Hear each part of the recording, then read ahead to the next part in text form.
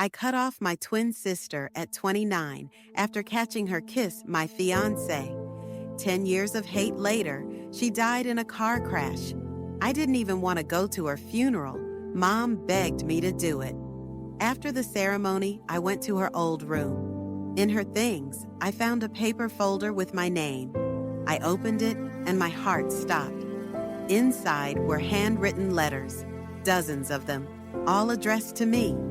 Each was dated, spanning across years. The first was written just a week after I walked out of her life. I sat down on the edge of her childhood bed, the same bed we used to share when we were 5 and afraid of thunder. My hands trembled as I opened the first letter. "Dear Leah," it started, "I know you hate me. I don't blame you. I would hate me too." I had to stop reading. My throat clenched up and tears threatened to fall, but I pushed through. I read on. "I didn't kiss Thomas.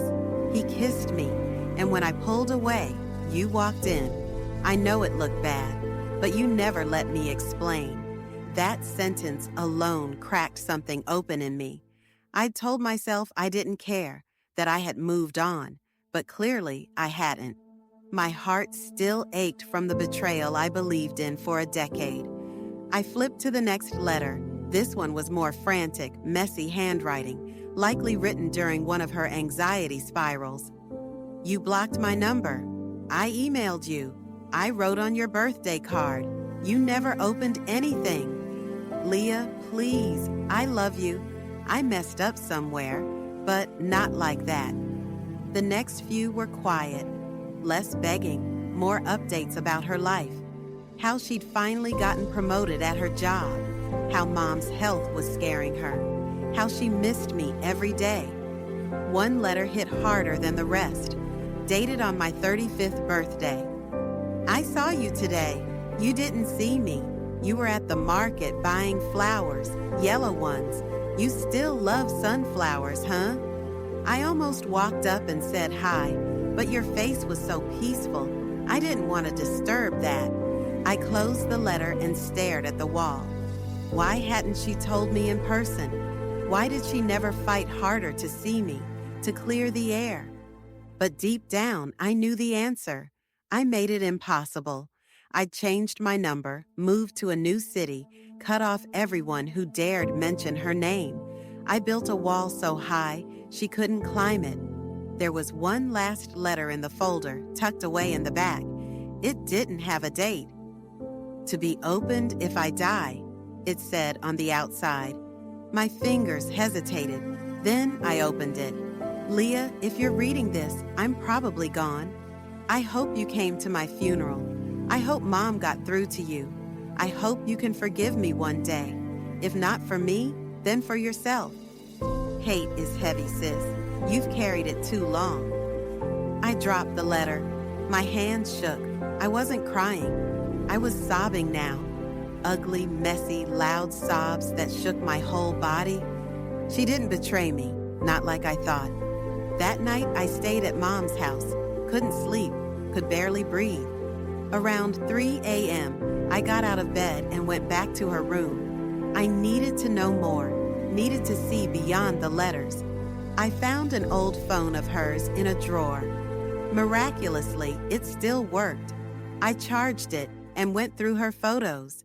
There were dozens of pictures of me, old childhood ones, ones from high school, even a few she must have secretly taken of me from afar. I had become a ghost in her phone, present but out of reach. Then I found the folder titled Unsent. Inside were recordings, voice memos. The first one was short. "Hi, it's me. I miss you. I had a dream about us last night. We were 15 again, laughing about nothing. I woke up crying. Another one, longer this time. I thought of messaging you today, but I didn't. I'm scared. I keep thinking maybe you really do hate me forever. But I wanted you to know, Thomas reached out to me 2 years ago. He apologized, said he kissed me on purpose, that he wanted to break us apart because he thought we were too close. He was jealous. Can you believe that? He got what he wanted. My mouth went dry. Thomas, that snake. I hadn't heard from him since the week I left. He never even denied it, just told me it happened and walked away. I never looked back. I felt sick. 10 years wasted. 10 years hating the wrong person.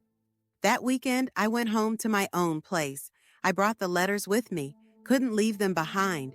I tried to tell myself to move on, but I couldn't. I needed closure.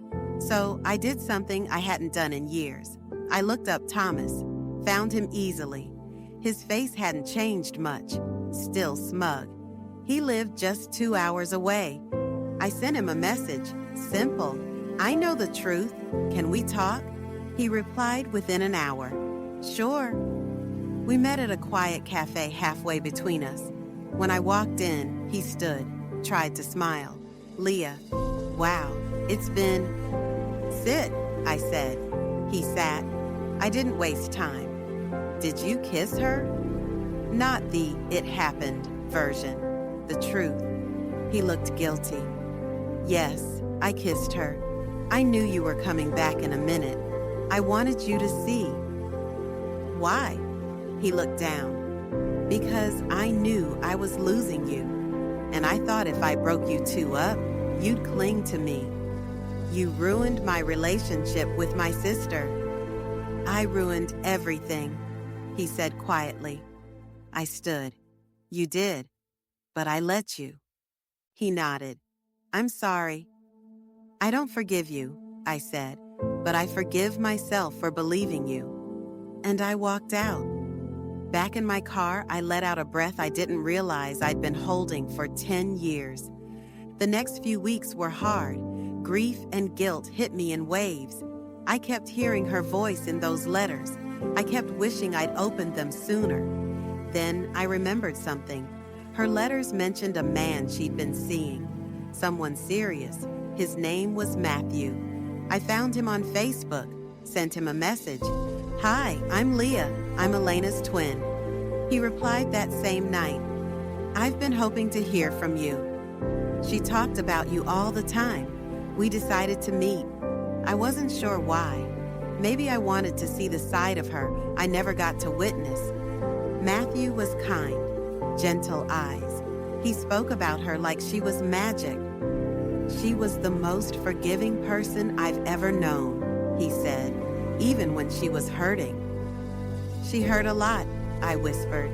She did, he nodded, but she never gave up on people. We sat in silence a while. Then he handed me a small envelope. She asked me to give you this, if anything ever happened. Another letter. This one was short. Leah, I know you'll never read this unless I'm gone. But if you do, I want you to know I forgive you for everything. And I love you still, always. I cried again, but this time it wasn't just guilt, it was release. In the months that followed, I slowly began to piece myself back together. I started journaling. I saw a therapist. I reconnected with old friends I'd pushed away when I isolated myself. I even moved back to my hometown, bought a little house not far from Mom. Mom and I talked more than ever. I realized how much she'd hidden her own pain, trying to protect both of us. One day, while cleaning the attic, Mom handed me something wrapped in a cloth. It was an old scrapbook, one Elena had made in secret. Page after page of memories, our birthdays, school plays, holidays, photos, drawings, even little notes. One page had this written in big, careful letters. My sister is my favorite story. I couldn't breathe for a minute. I decided to do something with all of it, the letters, the photos, her voice. I created a small blog, called it Letters from Elena. I shared her story, our story, honestly, rawly. It went viral. Thousands of people messaged me. Some shared similar regrets. Some said they'd finally reach out to the sibling they hadn't spoken to in years. Some just said thank you. One message stayed with me. I was about to cut off my brother.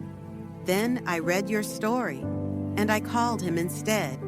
That was the reward. Not a perfect ending, but a meaningful one. I'll always regret the years I lost, but I'm grateful for the truth and for the chance to forgive, even if it came too late. Because sometimes life gives you a second chance, not to fix the past, but to honor it. So if you're holding on to old anger, I hope you let it go. And if you've ever lost someone with things left unsaid, write them a letter, even if they'll never read it. Sometimes the act of writing heals what words never could.